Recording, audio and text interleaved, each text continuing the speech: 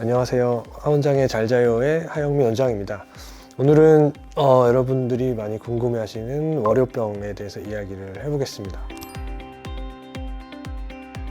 일단 일주기 리듬이란 걸 먼저 좀 이야기를 해야 될 것 같아요.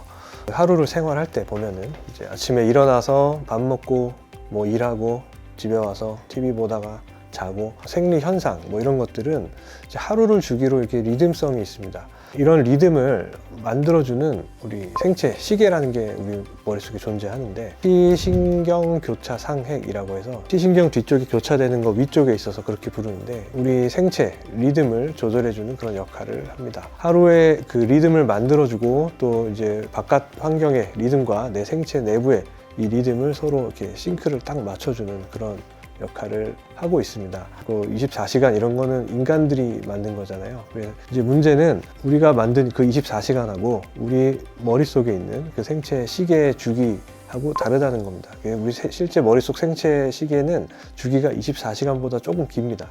그래서 24.2시간 정도 되는데, 이렇게 되기 때문에 우리는 매일매일 자고 일어나고 할 때마다 이 머릿속의 생체 시계는 우리 생체 리듬을 매일 한 15, 20분씩은 좀 조정을 해줘야 이 바깥의 24시간에 딱 맞춰서 리듬을 만들 수가 있게 됩니다. 외부 환경 정보를 받아들여서 거기에 맞춰서 조정을 해줘야 되는데, 이때 그 외부 환경 신호를 이제 자이트게버라고 합니다. 대표적인 게 이제 빛과 어둠 이런 거죠. 해가 뜨고 지고 이런 것들, 아니 우리가 뭐 식사하는 거나 생활 습관, 수면 습관 이런 것들도 자이트게버 중에 하나입니다. 생체 리듬을 조절하는 역할을 하게 된 거죠.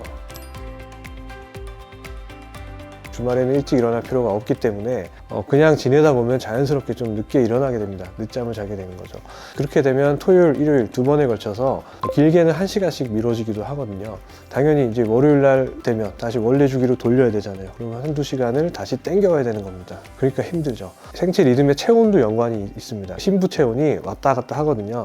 그래서 우리가 활동하고 오후 한 5, 6시쯤 되면 그게 최대가 돼요. 저녁 되면서 떨어지면서 이제 체온이 떨어지면서 우리가 잠을 드는 거거든요.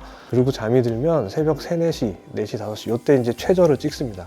최저를 찍고 다시 올라오면서 이제 깨는 거예요, 우리가. 그러니까 그것도 리듬이 이렇게 있는데 그것도 뒤로 밀려버리는 거예요. 어제 6, 7시에 최고점을 찍던 체온이 이제 8, 9시로 밀리니까 일찍 자려고 해도 체온이 높아서 잠을 쉽게 들지 못하죠.